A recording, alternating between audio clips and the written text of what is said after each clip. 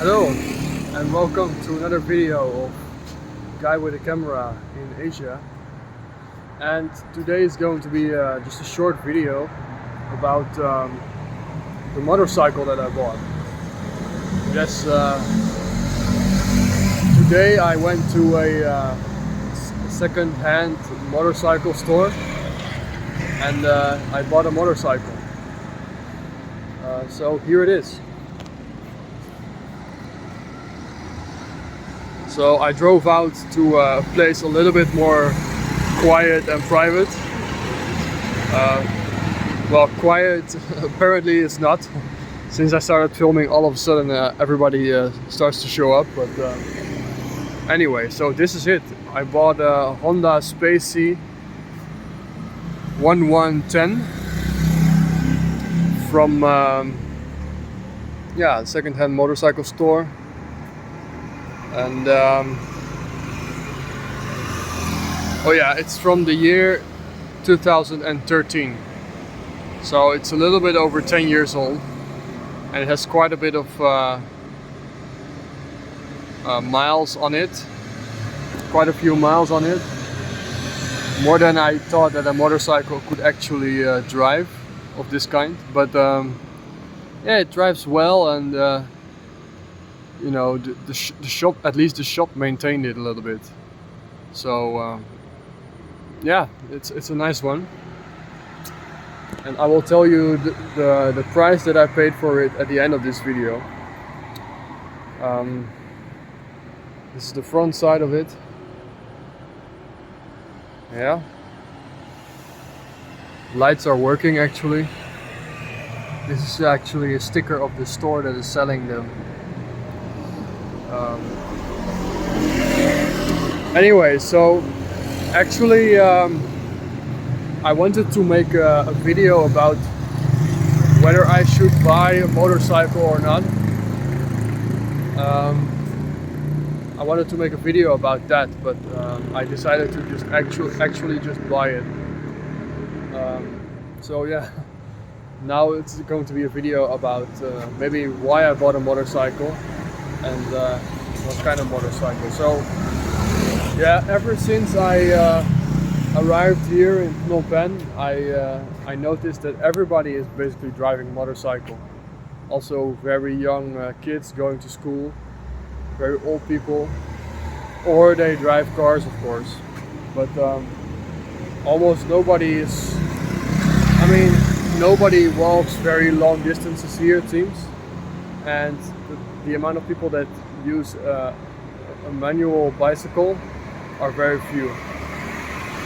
But it doesn't mean that I'm not going to buy a manual bicycle too. But yeah, it really seems to be absolutely necessary to have some sort of motorized transport here in the city.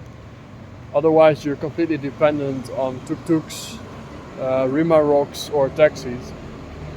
And it's definitely not a problem to take a tuk-tuk or a taxi now and then, as I've been doing since I arrived here. But you know, all those little rides to and from places that you want to go to, they really add up, you know. A very short ride is already like maybe a 5-minute ride already costs like $1, you know, $1. And then maybe 10 to 15 minutes ride is more like $2, and like some place like very far in the city is maybe $2 to $3 with a tuk-tuk, and with a taxi it's about double that.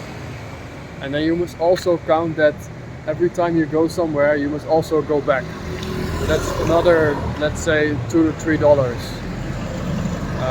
for a place that's far away. So it's a little bit of a hurdle actually to do that. I checked that I think this month I already spent over $30. Like in 10 days I already spent over $30 on tuk-tuks and taxis. I'm not sure whether that's also included the taxi fees for like to the hospital and stuff. I'm not sure about that, but yeah, anyway, so that's quite expensive if you think about it. If you compare it to the cost of fuel and maybe some maintenance that you might have for your scooter or for the moped or motorcycle, it might actually be a smart move to buy a motorcycle. Plus, it's just more convenient to have your own transport, you know. I've also had some weird experiences with tuk-tuk drivers. Like one tuk-tuk driver that I went with, he actually was like talking on the phone or what, like talking, like sending audio messages, like very close to his phone while he was driving me somewhere. Like it's quite dangerous, you know. The guy was like driving and like having a conversation with somebody at the same time. Yeah, things like that, you know. But I'm not always sure how safe it is. Although, yeah, you are in a tuk-tuk, of course, so it's a little bit safer, maybe, than a motorcycle in general. But yeah, whatever. Like with this motorcycle, I can also like maybe drive to a place like outside of Phnom Penh and explore the countryside a little bit. While that's almost impossible to do with a tuk-tuk or taxi unless you want to spend pretty hefty amounts of money. So yeah, I think it's going to help me to be a little bit more social. And there are certain places like a swimming pool or maybe a bouldering hall I also saw that there is in Phnom Penh, not so far from my house, that now I will be able to go there much easier, like with the barriers much, or the hurdle is much lower, you know, to actually go there and take a swim or do some sports, you know, and or to, you know, meet up somewhere and have some lunch or dinner. It's actually quite nice to do if you have your own vehicle. So yeah, that's about it. I'm going to show you the motorcycle again. Oh yeah, and also one thing that I like, one of my considerations also is that I'm going to stay here probably for at least half a year, if not longer, maybe a year. And I didn't, like, I'm just not certain enough to actually buy a new motorcycle of how long I'm going to stay.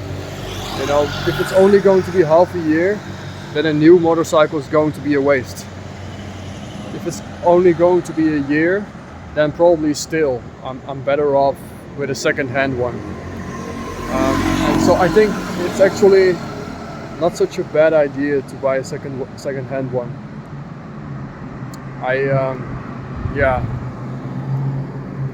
I think it's not such a bad idea. I kind of like my purchase. Actually it has, as you can see, it has like 220. No, I'm wrong. Actually it has 22,000 kilometers under its belt. Oh, I thought it was actually. Now I actually see. Okay. I thought it was 220,000, but that's impossible. Like, any motorcycle would already be like on the garbage belt by that time. But no, I don't have insurance yet. I mean, vehicle insurance, because it's not mandatory here in this country. I do have my own health insurance and liability insurance, but I'm not sure if they are valid if I'm driving a motorcycle in this country. So I might look into that. And I also heard from Dave Does Cambodia, another YouTube channel about expat in Cambodia. from an expat guy. Yeah, it's called Dave Does Cambodia, I believe. So shout out to Dave. He told that from next year somewhere there's going to be a mandatory insurance for motorcycles in this country, because it's not there now. And that's going to be probably something, although not certain yet, but it's probably going to be something around $10 a month. Yeah, I'm going to check it out. Maybe it can be cheaper for a motorcycle like this. This one is probably 110 cc or maybe even 125. So as long as it's 125 cc or less, you don't need a special driver's license. You can just drive with your own, for example, my Dutch driver's license is valid for this one. Yeah. So yeah, that's it. So now it's the question: how much did I pay for this motorcycle? I paid the very, very hefty sum of $650 for this motorcycle, including the helmet, a 15 days warranty. Yes, I kid you not, 15 days. They replaced the light of the back, this little light over here, because it was not working, and they also refreshed the oil for me. And I have a proof of purchase and the registration card of the previous owner, and that should be sufficient to drive this motorcycle legally in Cambodia. $650. I hope I'm going to have a lot of fun with it. And that's it for today. And I think next video I'm going to talk about whether my first 1.5 months in Cambodia met the expectations that I had from it before I came to Cambodia. So whether my expectations were met over the last 1.5 months since I came here. That's going to be the next video. So if you want to see that one, then I ask you to subscribe to my channel and maybe hit the like button, and then maybe hit the notification bell, so that next time you will hear me talk about whether my expectations were met, or what my expectations were, and whether they were fulfilled or not. Okay, so thank you very much for watching, and until the next one, bye bye.